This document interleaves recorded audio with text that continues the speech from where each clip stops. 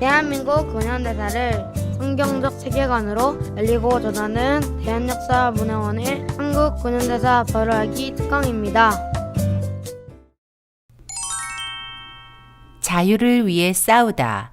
믿음으로 나라를 이긴 그리스도인 두 번째 이야기입니다. 조선 총독부 군참 보고서에 의하면 일본은 한국교회를 조선 통치의 암적인 존재라고 정의했습니다. 때문에 원활한 조선 통치를 위해 갖은 방법을 동원해 한국교회를 무너뜨리려 했죠. 한국교회를 와해시킬 비장의 카드 중 하나가 바로 신사참배였습니다. 신사참배란 일본이 천황숭배를 위해 세운 신사에 참배하는 것을 말합니다.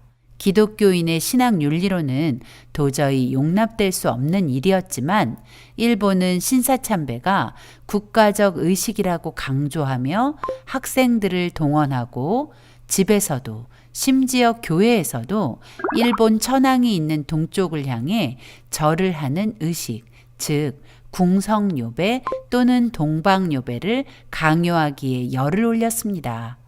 이것은 일제시대 당시 예수교 장로회 주보인데 경악할 내용이 기록되어 있습니다.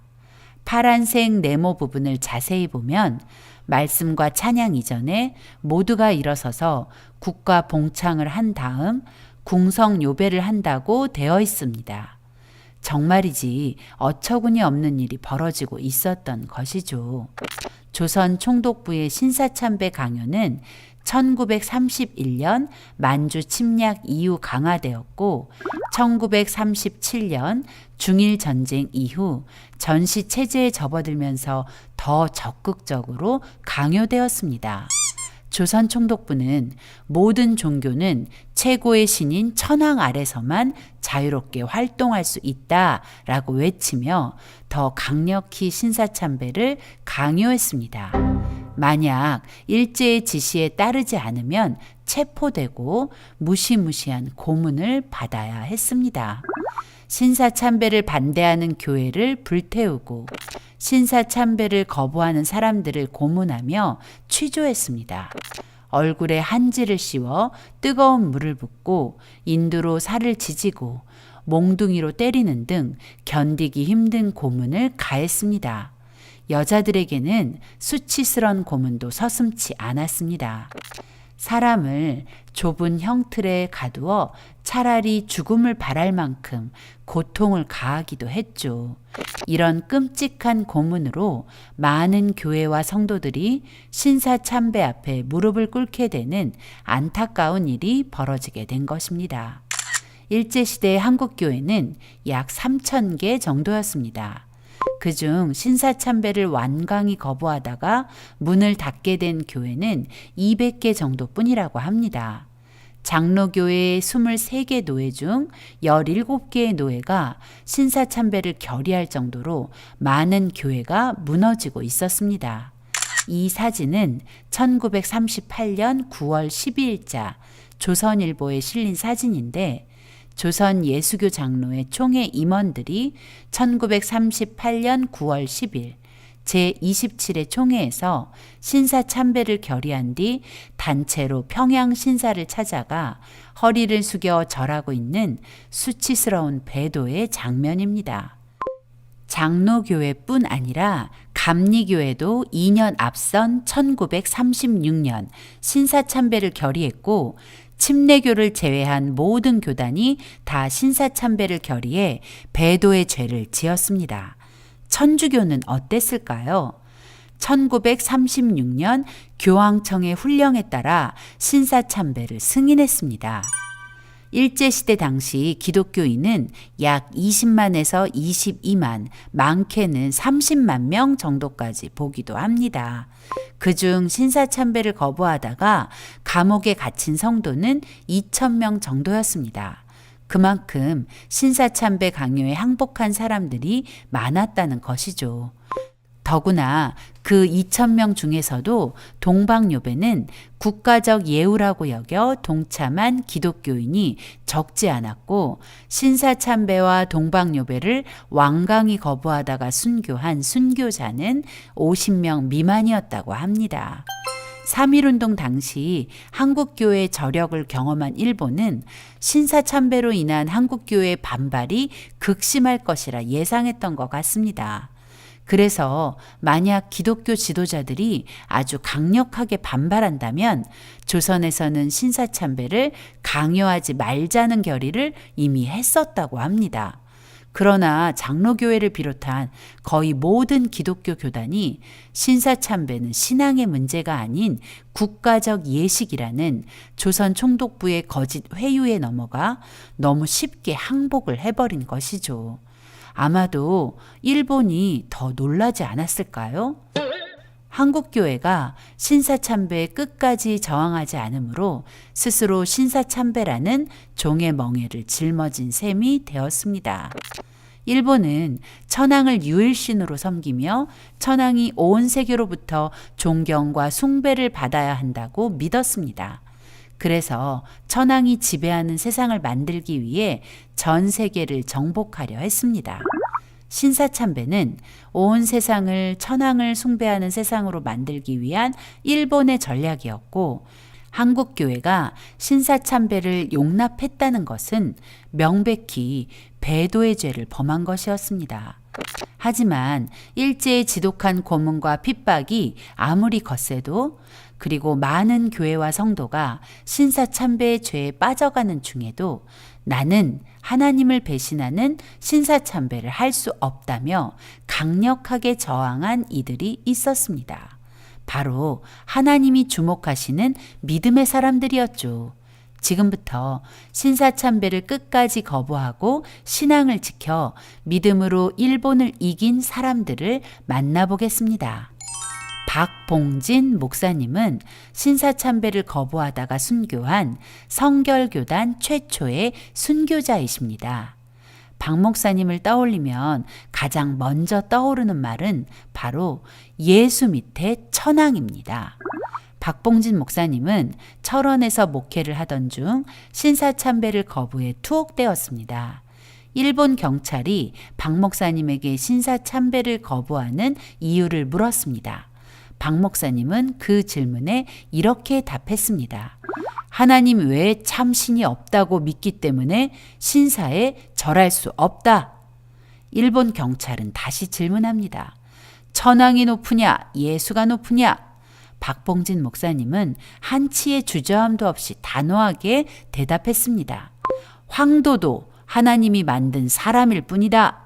즉 예수 밑에 천황이라는 답입니다.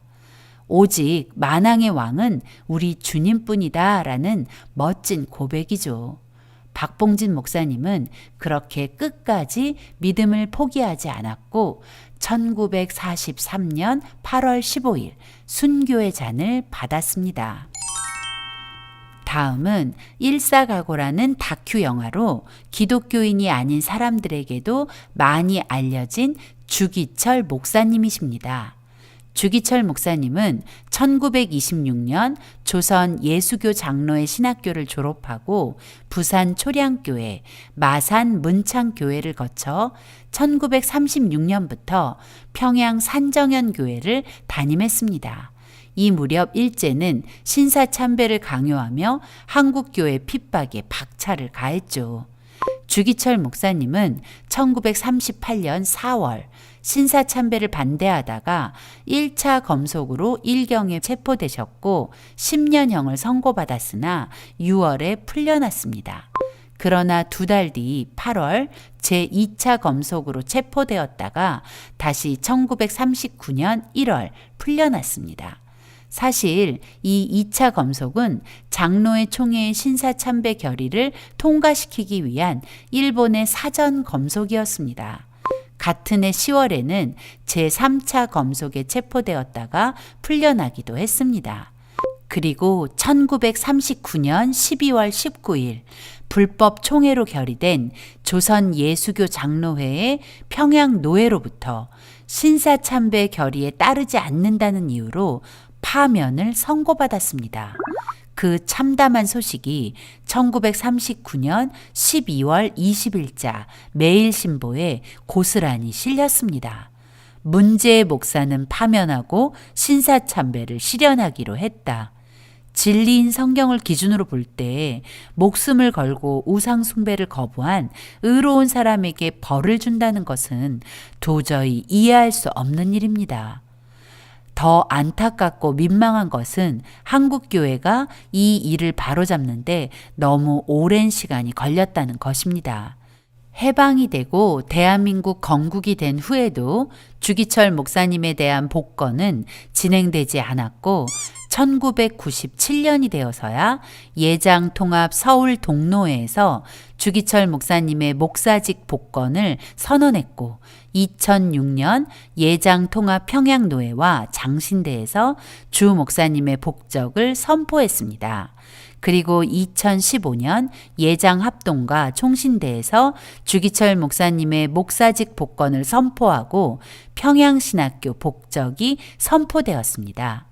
주기철 목사님은 1940년 9월 제4차 검속으로 다시 체포되셨고 1944년 4월 21일 복역 중 고문으로 인한 건강 악화로 인해 48세의 나이에 순교하셨습니다. 주 목사님을 떠올릴 때 가장 먼저 떠오르는 말이 바로 일사각오입니다. 자신에게 주어진 사명을 완수하기 위해 한 번 죽음을 각오한다는 뜻이죠. 일사각오는 1935년 12월 17일부터 3일간 열렸던 평양신학교 학생 부흥회 때 주기철 목사님의 설교 제목이었습니다. 그 내용을 요약하자면 첫째, 예수를 따라서 일사각오, 예수를 따라 죽는 길이 진정 사는 것이다. 둘째, 남을 위하여 일사각오, 예수님이 우리를 위해 목숨까지 아끼지 않으셨던 것처럼 영혼 구원을 위해 목숨을 버리자. 셋째, 부활 진리를 위하여 일사각오, 부활 신앙을 가진 기독교인이라면 당장 눈앞의 죽음을 두려워 말고 끝까지 부활을 소망하며 그 부활의 진리를 전하자는 것입니다.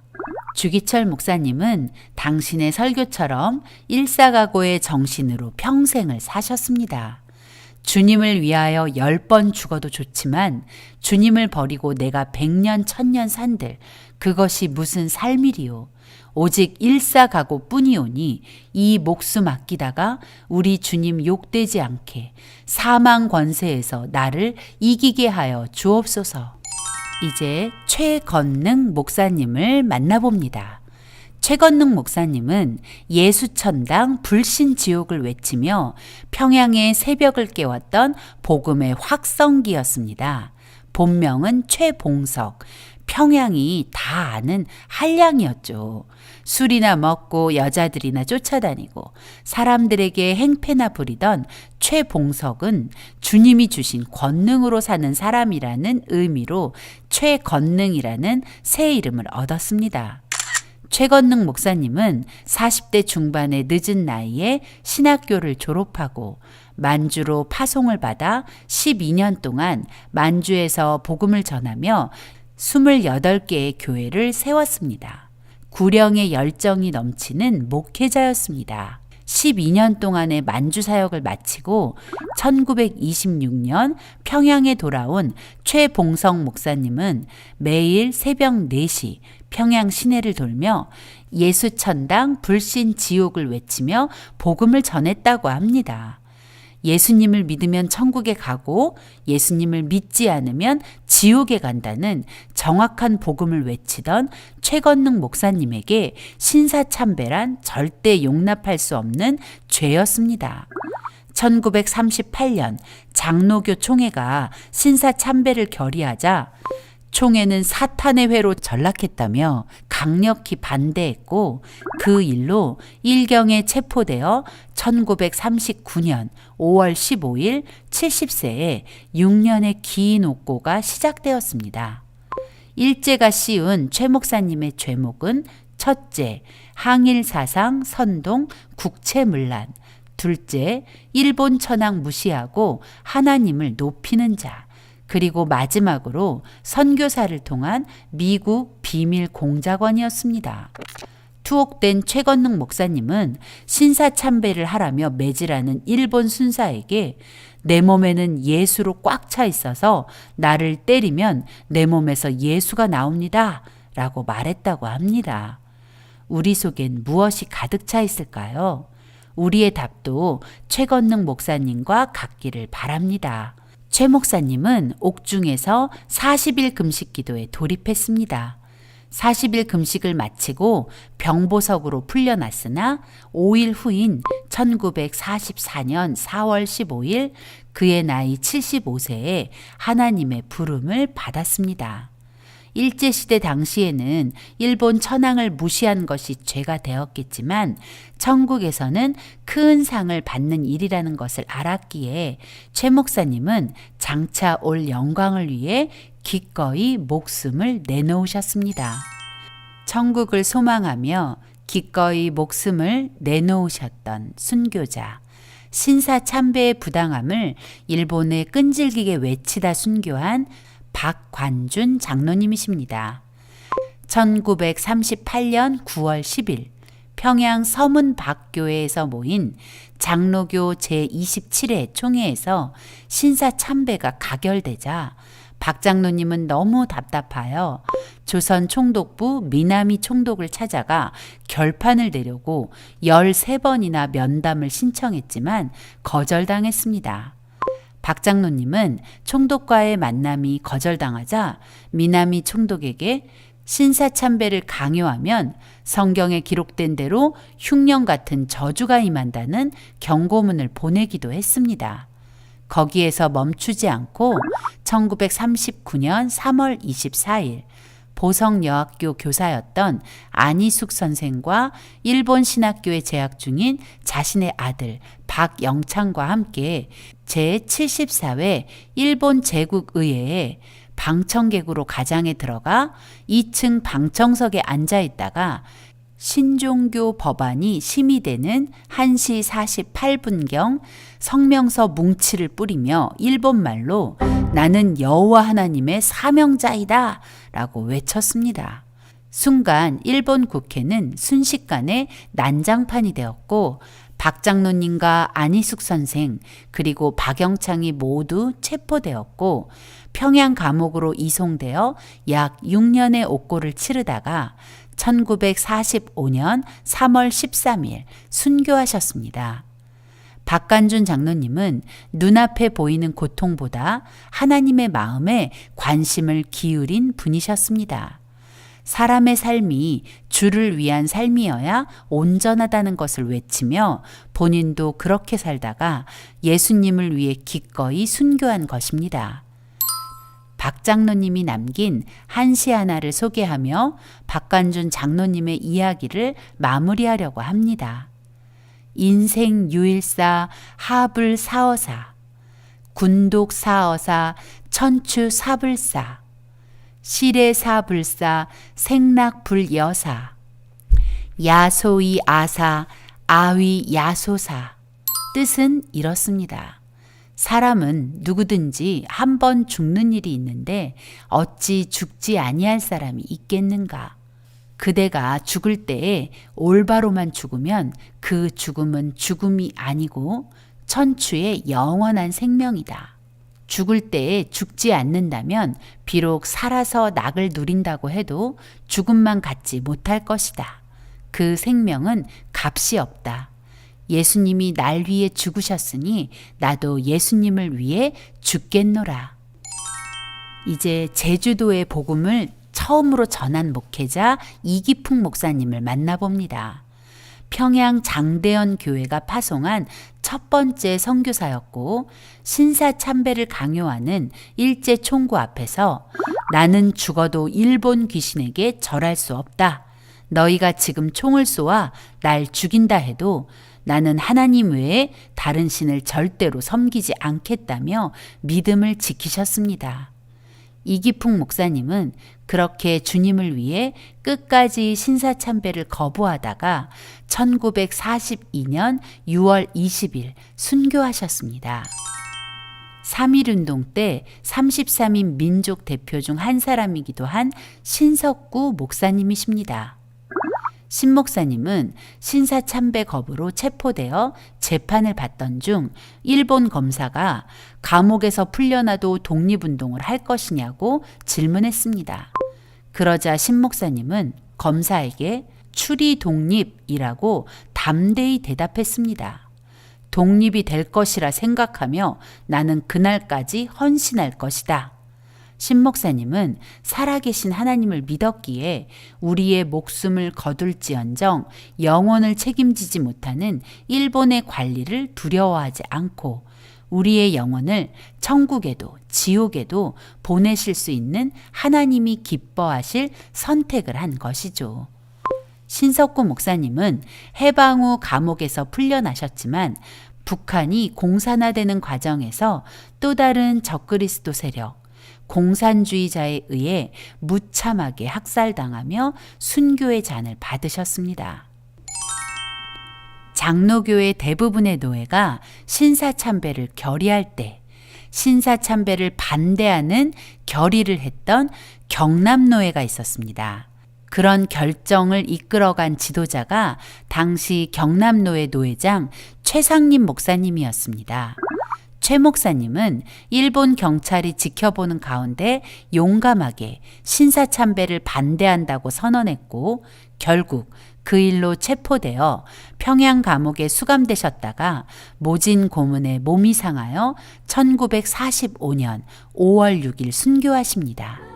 최상림 목사님은 나의 갈 길 다가도록이라는 찬송을 늘 부르셨다고 합니다. 믿음으로 사는 자는 하늘 위로 받는다는 가사를 믿음으로 고백하며 오직 주님만을 바라고 의지한 목사님이셨습니다. 최 목사님처럼 신사참배를 거부했던 한상동 목사님은 신사참배를 할 수 없는 6가지 이유를 이렇게 말했습니다. 첫째, 계명을 어기게 되니 하나님이 노하심으로 할 수 없다. 둘째, 인생의 본분이 하나님을 영화롭게 하는 일인데 그렇게 못하니 할 수 없다. 셋째, 결국 교회가 없어지게 될 것이니 할 수 없다. 넷째, 강요하는 개인도 망하니 남의 망하는 꼴을 볼 수 없으므로 할 수 없다. 다섯째, 신사참배하면 국가도 망할 것이므로 할 수 없다. 여섯째, 나 자신이 지옥 갈까 두려워 할 수 없다. 이렇게 신사참배를 거부했던 손양원 목사님을 소개합니다. 믿음을 지키는 일을 생명보다 소중히 여긴 손양원 목사님. 신사참배를 거부하다가 투옥된 손 목사님에게 일본 검사는 예수님을 부인하라고 날마다 설득했습니다. 덴꼬하면 나간다. 당신은 덴꼬가 문제지만 나에게는 신꼬가 문제다. 손양원 목사님의 답이었습니다. 하루는 목사님의 감방에 일본 승려를 들여보내 목사님을 설득하려 했다고 합니다. 승려의 끈질긴 노력에도 불구하고 손 목사님이 예수님을 부인하지 않자 화가 난 승려가 손 목사님을 때리기 시작했습니다. 그랬더니 손양원 목사님은 예수님께서 말씀하시기를 만약에 누가 내 오른뺨을 치면 왼뺨도 내어주라 하셨으니 나를 치시오 라고 했고 승려는 미쳐 날뛰다가 일본 경찰에게 끌려나갔다고 합니다.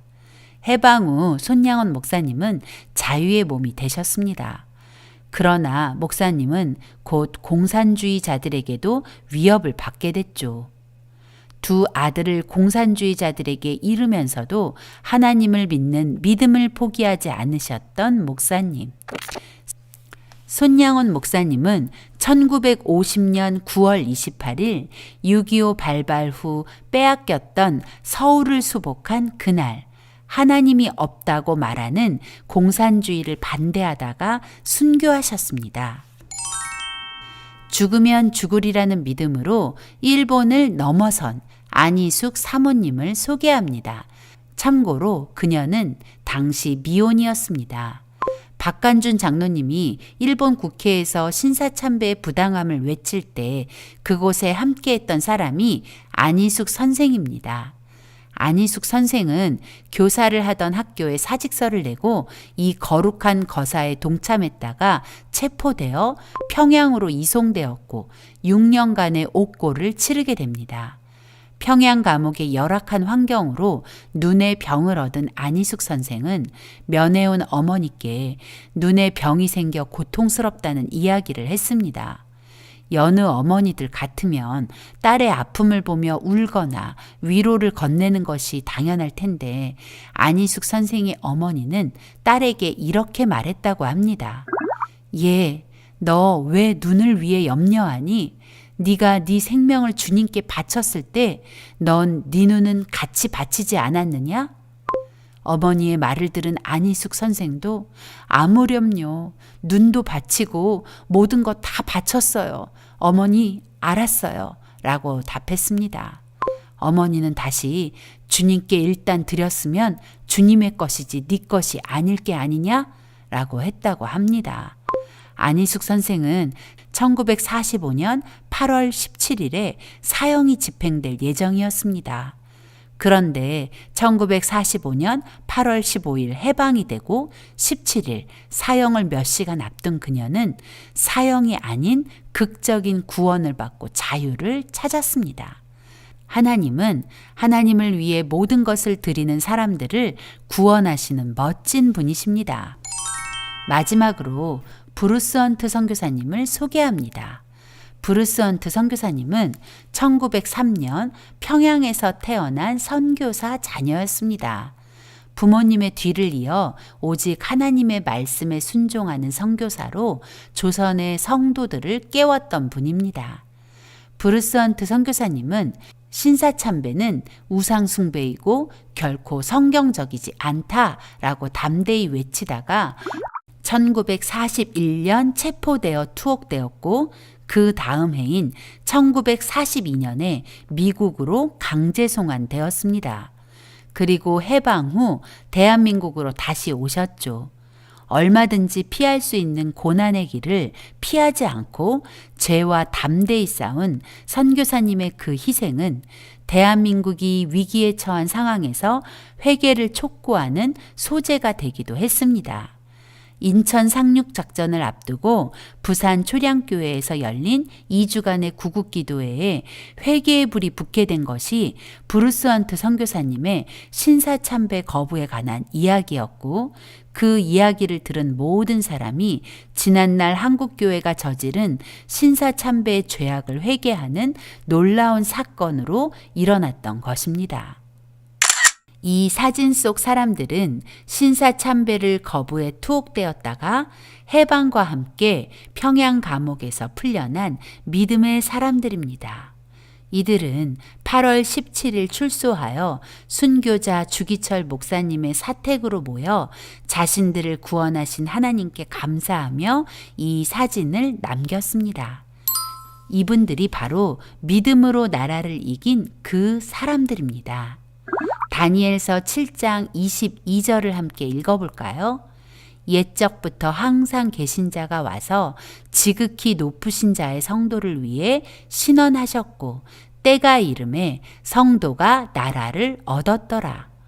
우리가 일본으로부터 1945년 해방되어 자유를 얻은 이 기적 같은 일은 우리의 힘과 능력으로 된 것이 아니었습니다. 먼저는 거룩한 제사장 나라 건국을 위해 하나님이 행하신 구원의 역사였습니다. 그리고 하나님을 믿는 믿음으로 기도하며 강대한 나라를 이긴 하나님의 사람들의 역사였다는 사실을 기억해야 합니다.